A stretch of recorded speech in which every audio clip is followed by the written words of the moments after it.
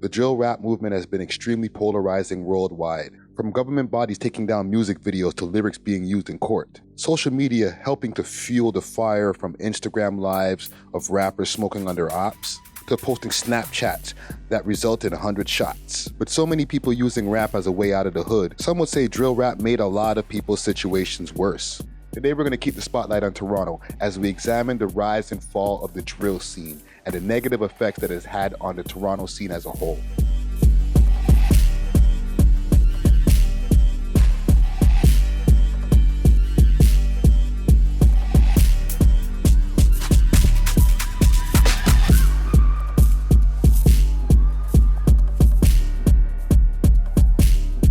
Now, to understand the Toronto drill scene, we have to take it back to the early 2000s when the Toronto music scene was ruled by gangster rap. Just before that, the Los Angeles gangsters and jail culture helped to cultivate Bloods and Crip gangs in Toronto. The 2000s birthed grimy rap crews that were intertwined with gang culture. Crews like Point Blank, Hustle Men, The Corpse aka The Corporation, the Finch West Hooligoons, and way more.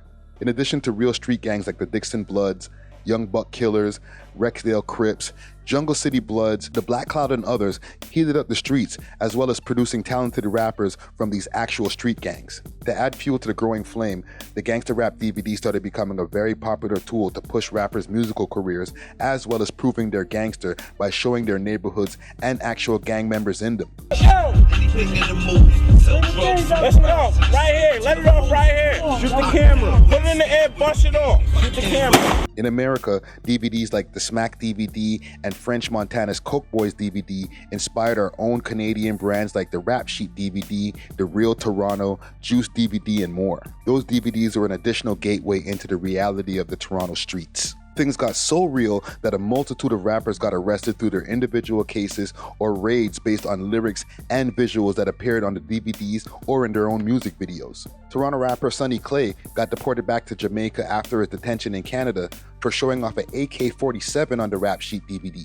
Looking frosty, it's only money, I don't care what it costs me. Stay with a glizzy on my hip or in the car seat. Bread stinking, but I got iced out teeth. Smoking in the day, drinking in the night. Looking shorty over here like, girl, you looking all right. And I ain't just saying that, cop been drinking all night. For that reckless eyeball, if I was pimping.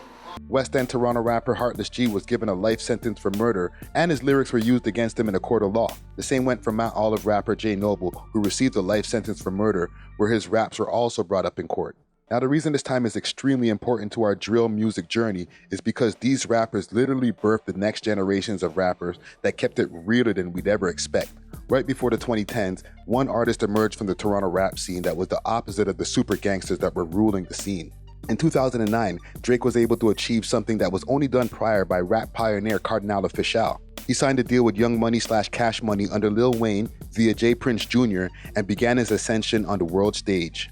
Drake had all the pieces in place. The Houston J Prince cosign, who had a very infamous reputation in the rap scene, Lil Wayne and Birdman, who claimed Blood Gang to the fullest, the backing of East End Toronto, specifically G-Way aka the Galloway Road area, who were highly respected in the Toronto streets. All that with a clean lover boy image and major label backing. This definitely helped to open the doors for the Toronto rap scene, with Drake really stamping Toronto on the map. Others like The Weeknd and Party Next Door started getting mainstream attention, but this is a drill documentary, so none of these artists represented the grimier side of things. In 2012, the pendulum swung once a young Chicago rapper and his homies posted a video to YouTube that changed the whole direction of new rappers from the hood. Over the next few years, Chief Keef and the Chicago drill wave started becoming more influential. This inspired Toronto rappers like Honcho Hoodlum, Sam G, and Roni, who were already telling the gritty tales of the Toronto streets. Even though Toronto rappers had rival hoods and gang beef at the time, being direct with lyrics was rare. Maybe due to the harsh sentences that were previously handed out to artists like Jay Noble, Heartless G, and Sam G. In these cases, lyrics were brought up in court that sent almost all of these rappers away for life. But the rap game was changing, and rappers were getting realer and realer. This ignited a fire in the youth, and from there the whole rap scene started getting way more specific with their bars. To me, the first to really emerge from the younger generation of rappers is a rapper from the downtown housing project of Alexander Park, Casper TNG, or the Neighborhood Ghost. Rapper, what type of nigga she want? I ain't gotta ask her. She want a dope boy or a rapper. By as early as 2013, he started uploading videos to his YouTube channel that was pushing the more descriptive and gritty edge that Chief Keef and the Chicago rappers had started. Yet and still, Casper TNG, K Money, RK, and other MG4L members weren't as direct as their Chicago predecessors, but that would eventually change. In 2015, Toronto got another major underground boost starting in the West End, specifically Jane Finch, when a young man of Somali descent by the name of Burna Bandz blessed the mic. Feel the pain. To love the sun, you gotta feel the rain. At first, songs like Up Next were more fun and carefree, talking about getting money, girls, and the lifestyle. He even started the Uptop movement YouTube channel back in 2015 to upload music videos for himself and other upcoming talent from the neighborhood of Jane Finch. It's been documented many times that the Jane Finch area, specifically Driftwood Avenue, has always had a lot of gang activity. You can go to channels like Six Tales or even this one to hear the history of the Young Buck Killers, or YBK, and the wild stories of Bun Dog and Pressa's family. In November of 2015, Burna Bandz dropped Was Gang featuring Pressa, FB, and GD.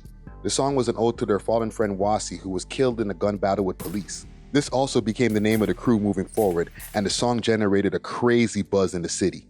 That same year in July of 2015, an artist started to emerge out of downtown Toronto in the Regent Park area with a banger that also set the Toronto scene on an upward trajectory. I no gang nigga. I no gang nigga. Bop a TV nigga. Smoke Dawg and the Halal gang dropped the song Trap House, and it instantly started doing numbers. See what I did right there? His crew, the Halal gang, started pushing major talent in the city with artists like Puffy Els, Moji, and even singers like Safe and Mustafa the Poet started gaining attention. In 2016, things turned up even more when a young rapper from Lawrence Heights, aka Jungle, dropped one of his first 2 videos, Shirt Off on Any Block. Go get him. My shirt off on any block. Top 5 in the Go Get 'Em gang, aka GGGs, emerged as some young Somali Canadian kids that came from a hard place but looked like they were having fun in the videos. Even with the fun that resonated from all of these artists' music videos, from Books' Black Challenger to Casper TNG's Dope Boy, there was always a menacing undertone to not fuck around with them. In 2016, things got more direct when Pressa dropped his song Dead Miyama.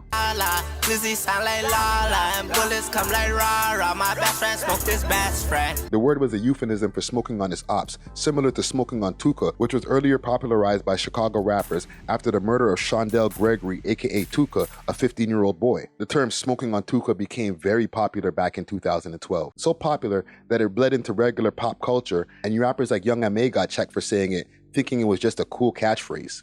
I send my apologies to Tuka. I never knew who Tuka was. I'm going to say it again. I don't know who Tuka is. Never knew who he was. Just finding this out the other day. My apologies. My meaning on it was some loud smoke. I said it in the line. I smoke hookah like it's Tuka blowing jet clouds.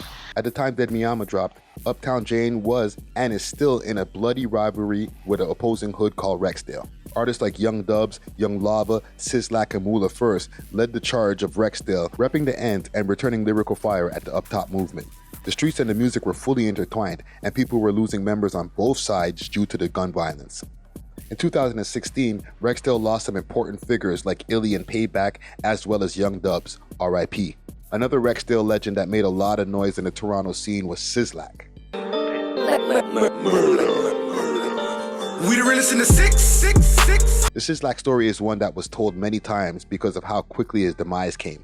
Engaged in a heated beef with the Uptown Jane Finch gangs, his song Realest in the 6 became a Toronto classic shortly after he uploaded it in April of 2016. Days after the upload, Sizzlac was fatally shot, and as a form of disrespect, Uptop members would wear a Louis Vuitton belt with the logo upside down. Drill music was definitely making its deadly mark by 2016, but another thing completely non-drill related would change Toronto for the better. Discover Candy Cans, where quality meets innovation. with over 24 premium strains, each carefully sealed in our signature cans for maximum freshness. We're redefining the cannabis experience. Trusted Canada-wide for consistency and reliability. We deliver the product you deserve. Elevate your expectations and explore the difference with Canna-Cans. You can find Canna-Cans on Instagram at Canna-Cans_Canada, or you can find them on the Diamond Club page, Diamond Club_Ontario.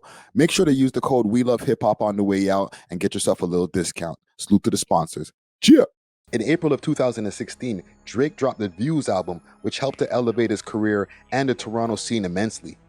Dubbed as an album for the city, Drake used the Views album to really shed light on the Toronto culture through songs like Western Road Flows or skits from Jay and Trey Richards from 4Y'all Media to really show off Toronto. Slim, a 10? That's what you're telling Tyco, bro? That's bro, what are you talking about? It's a tree, though, bro. It's not a tree, bro. It's a tree. It's a 10, yo, bro. No, Drake, bro. To promote the album, Drake headlined the Boy Meets World Tour starting in January of 2017 and decided to bring Smoke Dawg and Pressa on tour as openers. At the same time, Drake started posting rappers from the underground Toronto scene like Burna Bandz and Top 5, helping to boost their status as well as the whole scene. The boom in the music scene was inspirational to all of us. YouTube channels like Six Wars and Worldwide Entertainment emerged, covering the grimier side of the Toronto music scene and interviewing some of the artists. By September of 2016, 6Buzz was born, and by February of 2017, I started the We Love Hip Hop podcast. Both platforms simultaneously previewed Toronto artists via our IG pages, as well as interviews with people other media outlets were too scared to sit with, like Bizz Loc. Now, in my opinion, at this point, drill music's off-the-mic activity was definitely a pattern of violence from city to city. But once the UK roadmans got their hands on it and added those menacing 808 bass lines to their fast-paced drum loops inspired by earlier grime music and drum and bass beats, at this point here is where I feel drill music became a real subgenre. The whole rap game got way more aggressive. Rappers, whether drill or not, were talking way crazier on social media. When Instagram added a live stream feature to their already popular app in November of 2016, rappers took their threats from Twitter straight to the gram. 2017 coined the phrase self-snitching as rappers started to use their live feature more and more to air their grievances with their ops. One rapper that really helped to push the drill music wave in Toronto at the time was Bizz Loc. You can make time. Ain't no time worse than time wasted. As documented in past videos, Bizz Loc came home from a 6-year sentence and dropped hood classics. After our legendary interview, he went viral and his image began to spread throughout the whole Toronto streets. His ops, Devon and Oakwood Bloods, were not happy about Bizz Loc's virality, and one of their main artists, Captain, responded with a series of tracks like Free the Ops and Switch. Bizz Loc responded with a highly disrespectful song and video, I'm Back Crody. In the video, he sprays up a popular convenience store in the area of Vaughan and Oakwood with blue smoke to represent his Crip set. I'm sure behind the scenes, both crews had their share of clashes. However, if you want a full video on the Eglinton West Crips versus the Vaughan and Oakwood Bloods, let me know. Other prominent artists started emerging like YG, Burna Bandz, and Houdini, all repping the Uptown Jane Finch area. Other members like Tallop Twin, 21 and 22 Neat, FB Neat, and YS also started gaining attention. The one that would stand out from the rest of the pack with the craziest stories in the rap game, period, was Toronto's top demon, Top 5. Oh, shit. You're not even from the woods, man. Stop claiming a gang you ain't from, man. All my niggas from jungle. The joke's on you. The joke's on you, kid. Now, the Top 5 story has been told in 1,000 documentaries.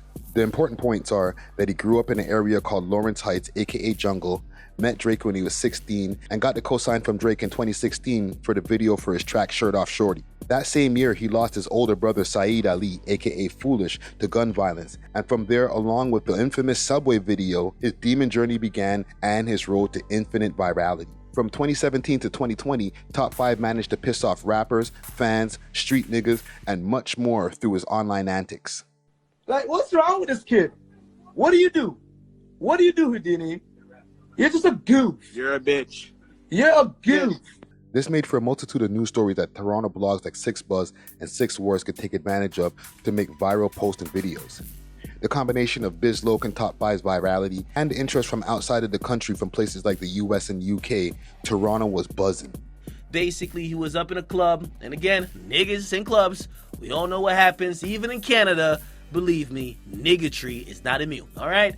Now, essentially, somebody started some fight which led to an altercation with a gun where a bunch of people were shot. In April of 2017, on a night of celebration, Burna Bandz and a few of his homies decided to go to the Cameo Lounge. Around 2:30 a.m., an altercation broke out in the club that quickly led to shots. The shooting left Robin Banks with life-threatening injuries, but fortunately he survived. The very unfortunate part was that he was paralyzed from the neck down from the bullets that hit his spinal cord. This was another early sign that the life of a drill rapper could lead to extreme circumstances. However, 2017 would be the perfect time for Toronto media and creators to start their rise. Creators like Marlon Palmer and Femi led the way for younger creators like Toronto guy Cody and a man like Joseph to shine, pushing the Toronto culture. Yo, you're moving like a bhakti. Your shorty's calling my phone telling me how you're cropping on her photos on Instagram. Are you good? Yeah. So I'm supposed to let her show her body for the 1,000 likes? 2017 would lead to the birth of Marlon Palmer's podcast, The Extra Gravy Show, as well as my own, the We Love Hip Hop podcast, adding commentary to the buzzing Toronto scene. Let's not forget 6 War's YouTube channel that used to bring some of the most exclusive Toronto rap news. Blogs got clicks, podcasters got listens and views, and a lot of rappers are doing numbers of at least 100,000 on their music videos, with many in the millions. 2017 would bring the resurgence of the Toronto anthems. August 2017 would bring us one of the biggest Toronto anthems coming out of the East End from Pangs and Tutus, Griselda Blanco. Bad bitches gon' strip, dope boys gon' trap to this, keep an eye, I don't lack to this. The connection to the United Kingdom became even stronger. Major figures tapped in like Tim Westwood and Charlie Sloth, and artists like Smoke Dawg, Puffy Els, and Northside Benji would go viral. As far as Northside Benji, his buzz and cult fan base gave him the highest viewed flyer in the booth of all time. In the piss, or about me trapping, selling nines without a strip, or about my nigga number 9 and all his wrist. In September of 2017, another Toronto anthem dropped from a 17-year-old rapper from the Alexander Park area and the younger brother of the aforementioned Casper TNG. When the video for K Money's Come Outside was uploaded to YouTube, that reinforced the wave of Toronto anthems with many to follow. Come outside, just come outside. From 2017 to 2019, we got a plethora of Toronto hits, including Canada Goose by Pressa featuring Tory Lanez, Trap House by Smoke Dawg, Still by Mo G and Smoke Dawg, Still moving product, moving lava. Not rocking Prada, rocking Gucci. Side Bag by Wave Montagna out of Malton, 5 years in the side bag, pour that bar for the ting. I Love My Gang from LB Spiffy featuring Ching, which later became the Sound Lil Tecca Stole, I swear I love my gang. YG and Houdini Auntie, In the trap with your auntie. She up a brick in her panty. Burna Bandz and Houdini Late Night. Late night. What's the price? A lot of these tracks have certified gold plaques to this day. So what went wrong? I want to take a quick break from this episode to give a big shout out to Only Loud, Canada's one-stop shop for your favorite legacy brands and all things loud. Only Loud provides mail order delivery nationwide and same-day delivery to those in the Ottawa area. Check them out at onlyloud.ca or follow them on their socials, Instagram at onlyloudcanada or on Snapchat onlyloud.ca for more exclusive content. Only Loud is not just a product, it's a lifestyle. Big salute to the sponsors. Cheer! To understand the fall of the Toronto drill scene, we have to go back to May of 2018. In the downtown Toronto area, a calm afternoon on May 30th was broken with the sound of gunshots. This would start the infamous car chase between K Money Casper TNG and the Toronto police. They were ultimately arrested on their way to a long legal process and incarceration that took them out for 3 to 4 years. Subsequently, on June 30th, 2018, social media timelines exploded with the tragic news of the murder of Smoke Dawg at the now-closed Cube nightclub. Video surveillance showed 2 men fleeing the scene, with one of them being Toronto rapper 21 Neat. 21 Neat, who is now convicted for the second-degree murder of Smoke Dawg, is a part of the Neat Gang / Wasp Gang, repping the Driftwood area of Jane and Finch. As mentioned earlier, Pressa is one of the most prominent members of the team, and just a year before that was on tour with Smoke Dawg, opening for Drake's Boy Meets World tour. This killing caused major division for the two camps, accumulating into diss songs, real-life circumstances, and irreparable damages that permeates today. Smoke Dawg had an international appeal that attracted an audience from the UK and the US. This was real evidence of the inevitable side effects of drill music. The street politics, or the polys, showed real-life consequences. Things started to escalate in the streets and the lyrics. However, while things were escalating in the streets, the scene was still flourishing. Content creators like the 6 at 6, Toronto guy Cody, and Marlon Palmer were leading the charge for creators. Others like 6 Reacts, a man like Joseph, and Daddy Rambo were making hilarious content. The media continued to build with YouTube channels like Worldwide Spotlight, 6Buzz Premier's music video channel, and this channel here. Please subscribe. In 2019, we lost one of our media brothers to incarceration with the arrest of 6 Worst channel's owner, Goggles. The 6 Worst channel was a great source for what was happening in the underground Toronto scene. Multiple uploads a week giving the details of what was happening in the Toronto underground rap scene. However, just like that, the channel disappeared, and so did Toronto guy Cody. The ending of 2019 continued the bloody trend that would unfortunately set the tone for 2020. On Christmas Eve, while families were getting together for holiday joy, death was going on in the streets. This would be the night that East End rapper Bvlly was murdered on his way home in the smaller town of Oshawa. Durham police have confirmed 24-year-old Jaquar Stewart is the victim of Oshawa's latest homicide. Stewart is a well-known Toronto rapper who goes by the name of Bvlly. His name has been trending on Twitter across Canada since the shooting happened.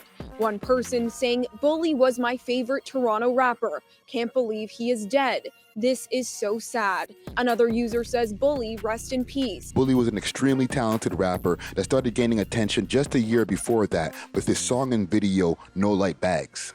Bag, I ain't looking at no price tag. Yeah, that dope was bad, so I had to bring it right back. His sound was infectious and his fan base grew extremely fast. His music wasn't overtly going at his ops in the streets, but the subliminal bars were definitely there. He was collaborating with some of the best in the city like East End legend 3M French, who needs his own documentary on his crazy story, and was moving around with other big names like Pressa and Houdini, who he just got to perform with at Rolling Loud LA months before his life was taken. Bvlly's passing was more evidence of the continuing negative trend, and I suggest you check out the full documentary on Bvlly available on this channel. By the time we got to February of 2020, the world was shut down by the pandemic. This caused everyone to stay home glued to their phones and not outside at shows and clubs. Some rappers found a way to reconnect with their audience, and others perished from the lack of shows and networking. The budding Toronto scene was starting to take even more L's. Now, don't get me wrong, a lot came from the pandemic for Toronto creatives, like the rise of pages like Keepsake Solid and personalities like Icy Springer. But in my opinion, the L's outweigh the W's. Starting with the exodus of the Snowbirds. Let me be clear. If you're abroad, it's time for you to come home. This was a government move to have all Canadians who weren't citizens or permanent residents of America to come back to Canada until the lockdown was over. This was supposed to be a necessary measure to counteract the growing travel issues from the pandemic and to ensure all residents can get back home. With this exodus, a lot of Toronto rappers returned to Canada, including Houdini. Houdini, who I mentioned earlier, was just off a major hit with Burna Bandz Late Night. He was able to move around America with his Wasp Gang brother Pressa and was quickly becoming one of the hottest rappers to come out of Toronto. His music videos were getting millions of views and he was getting a lot of love from American audiences. In March of 2020, Houdini returned to Toronto and was laying low for the most part. On May 26, 2020, the Toronto scene took one of its biggest losses. Brazen and targeted shooting, and the hunt is now on for the shooter and 2 vehicles that fled the scene. So fantastic, heard they call them lacking. Tributes pouring in today for DeMargio Jenkins. The 21-year-old musician, also known as Houdini, was shot and killed at King and Blue Jays Way Tuesday afternoon. He was just like my favorite Toronto rapper, literally of anyone. He was my favorite. A regular day in downtown Toronto, right near where the Blue Jays and Raptors play, was interrupted by mayhem. Shots overpowered the sound of traffic as a gunfight erupted between Houdini and some masked assailants. When the smoke cleared, Houdini was left on the worst end of the gunfight, with his life being lost. The news spread quickly throughout the scene, with condolences pouring in. The whole Toronto rap scene was heartbroken with the loss of such a great talent. Well, almost the whole scene. Unfortunately, through Houdini's murder came a wave of hate from opposing blocks, including the Southside Jane Finch area. The Southside had a bunch of rising talent like Hood Baby Peppa, LB Spiffy, NHS Jay Jay, and Duvy. LB Spiffy, who I mentioned earlier for his track I Love My Gang, was the first breakout and had way less politics. His separation from the Pollies got him on the radar of Warner Music Canada, and he ended up signing a deal with the historic label. But Duvy was quickly becoming the fastest rising star. Duvy had been putting out music since 2017, growing his audience, but it would be September of 2020 when he dropped Nightmares when things started to ramp up. You know the friends do. You gotta watch out for your friends too. The whole crew was on fire. NHS Jay Jay was getting hundreds of thousands of views, as well as other Southside Jane Finch artists like OKG D-Lo. Another major loss that the Toronto rap scene took was the arrest and accusation of Tory Lanez for the shooting of Megan Thee Stallion. The shocking accusation dropped in July of 2020, sending Tory Lanez's life and career into a tailspin that would subsequently lead him to a 10-year conviction in December of 2022. Tory Lanez was one of our big 3 when it came to our urban exports. When it comes to rap coming out of Canada, Drake and Tory Lanez were the biggest exports. The Weeknd, being an R&B and pop star, would also be a part of our big three, but technically he's not a rapper. Tory Lanez was the example that the grind can work no matter where you come from. He achieved massive mainstream attention in the US and overseas and was an avid collaborator with a lot of Canadian underground rappers. His legal trouble was definitely a major L for our scene, especially with the sentiment of American fans asking for him to be deported. Or the running joke of, oh, you gotta watch them Canadians.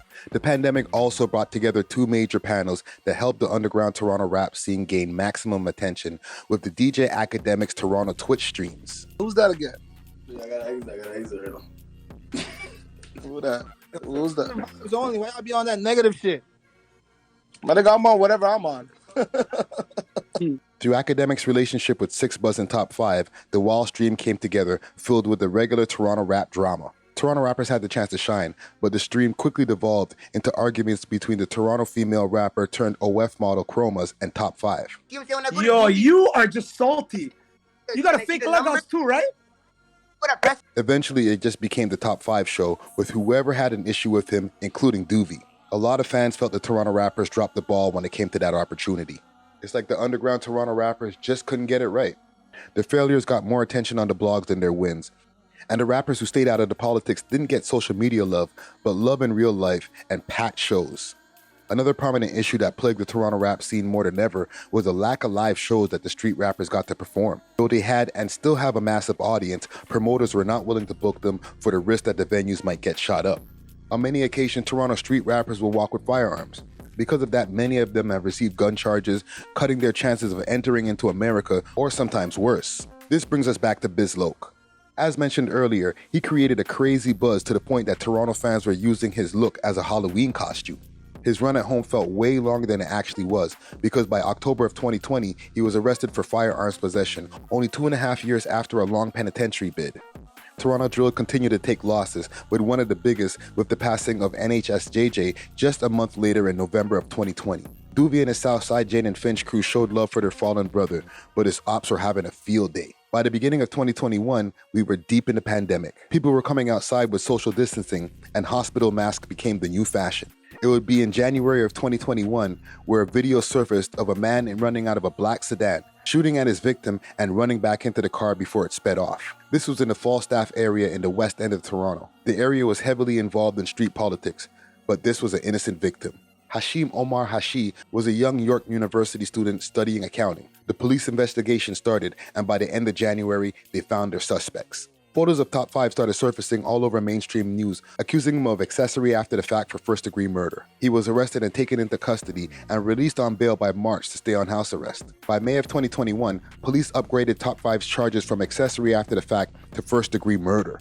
That's when he cut off his ankle bracelet and went on the run. I don't even drink, but this is for John Tory. Yo, John Tory, the cup's waiting for you. Link up. You guys trying to frame me, so I'm going to show how goofy you guys are. This definitely brought a lot of attention to the Toronto rap scene, and the reputation for it being full of crash outs was getting louder and louder. Top 5 got into the US and continued to go live from Instagram from various locations, posting pics with rappers like A-Boogie with the hoodie and Drakeo the Ruler. Even UK documentary YouTuber Trapler Ross made the video War in Toronto in September of that year to cover all of the crash outs. Their reputation for amazing music and cultural unity in Toronto was being overshadowed by the street drama and the thirst for blood that the algorithm was happy to feed. By October of 2021, Top 5 was arrested in LA and extradited back to Toronto to face first-degree murder charges. The only real win that we caught that year was that Casper TNG came home but was not able to put out music until 2023.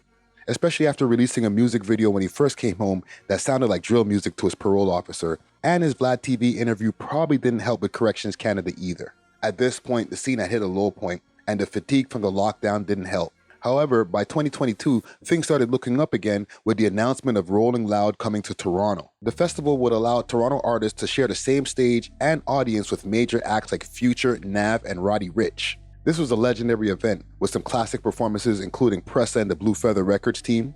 Duvy took the stage to an extremely captivated audience. Pengs, who was on fire with songs like Eastern Conference and Alejandro, got to come out and perform those tracks with the legendary Griselda Blanco.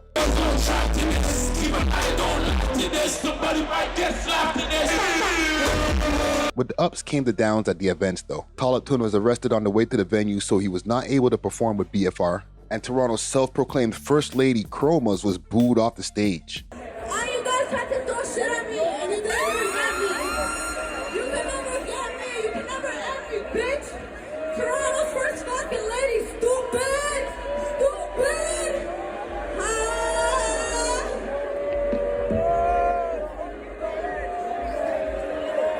There was also a fight on the last night of the event where police claimed that shots were fired. However, after further review and media people like myself being on the scene, we found out that there was no shots fired at the event. Nonetheless, the wins of the events was marred by loud losses, adding to the continual downslide of the underground Toronto music scene. By October of 2022, Pangs was arrested for drugs and firearms charges. Going into 2023, views started dropping for Toronto rappers on YouTube. The downslide was evident through the 6 views Premier's channel's decline, as well as this channel, due to the change in the YouTube algorithm. In 2023, key YouTube algorithm changes focused on strong interest graphs with a split between dedicated shorts and long-form algorithms that were beginning to converge. Creators needed to increase their average view duration and prioritize viewer satisfaction through engaging titles, descriptions, tags, and thumbnail designs to improve click-through rates. To break this down, shorts started to take over the YouTube algorithm, and for the people's videos to get pushed up by the algorithm, you had to start making quality titles and thumbnails. The algorithm also started to favor quality content within a niche and provided better analytics for creators to understand audience behavior and optimize their strategies. This meant if you wanted to survive on YouTube, you had to really start treating it like a business, which a lot of the aforementioned creators did not. In 2023, the bad news continued when Burna Bandz was arrested for firearms charges stemming from a shooting that happened at the Houdini vigil. He was subsequently sentenced to 5 years in April of 2023, leaving another hole in the underground Toronto rap scene. The Toronto underground rap scene was losing rappers fast, and this new competitive algorithm was not helping. In May of 2023, Duvy was arrested and detained for a murder that happened in late 2022. A lot of us in the Toronto rap scene were devastated because Duvy had a real chance of making it to the next level. At the time of this recording, he is about 2 years into a 6-year sentence, so not all hope is lost. However, as rappers go away, younger rappers step into the scene. This gave the rise to Teen East. Scarborough, a region in the east end of Toronto, has always been a source for amazing Toronto rappers. From Choclair to Citizen Kane, the east end has always been known for greatness. Also known for his grittiness, from rappers like Honcho Hood'em to Sam G, the new generation carried on the torch. From the East End street wars between Galloway and Malvern, the drama that happens in areas like Orton Park and Gilder produced a young breed of drill rappers like 100 OTD, Sav 4 Times, Push Keys, and the late Dope Boy DQ. The violent wars that happened in the East End streets also spilled into a lot of the bars, and by September of 2023, Dope Boy DQ's life was taken by the ongoing gun violence. Since that tragic loss, the East End has still been able to flourish, but we'll touch on that later. The biggest W for the Toronto drill scene in 2023 was the release of Top 5's Pedro-activated album that he released alongside 6buzz. Though the album was badly mixed and mastered, Top 5 managed to garner major attention with features from his time on the run, including Drakeo the Ruler, Narda Wick, and G Herbo. This included the 21 Questions music video filmed from behind bars with an iPhone and a laptop. That was the biggest moment of 2023 for the underground Toronto rap scene, and it was evident that it was reaching a low point. 2024 would show the rise of the streamer. Most of the Toronto rappers that pushed that street edge were locked up, dead, or used as locales for social media. March 2024 brought us a sneak attack that affected the Toronto rap scene and the whole rap scene worldwide. That would be the release of the song Like That from Future and Metro Boomin featuring Kendrick Lamar. The verse from Lamar resonated throughout the rap scene with the bar, "Fuck the big three, it's just big me." That would draw Drake into a 2-month-long battle with Kendrick Lamar that would leave him on the losing end with damages to his reputation and real-life events like the shooting of one of his security guards at his home. Breaking news out of Toronto. A shooting has occurred outside the home of Canadian rapper Drake, the incident occurring in the wake of Drake's ongoing beef with fellow rapper Kendrick Lamar. Most of the Toronto rappers that did release music released it to less shine with the overshadowing rap battle that rocked the whole scene. The scene caught a major win with the release of K Money from prison after his 3-year bid. His buzz was at an all-time high, with his scene yearning for something legendary to happen.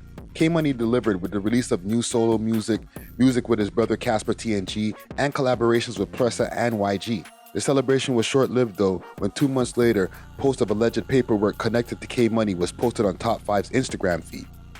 Also in the same month of May 2024, West End rapper The Crook was arrested for a multi-million-dollar jewelry heist. This is right on the heels of a distribution deal that he had with Warner Music, which just added to the trend of Toronto rappers losing opportunities to incarceration.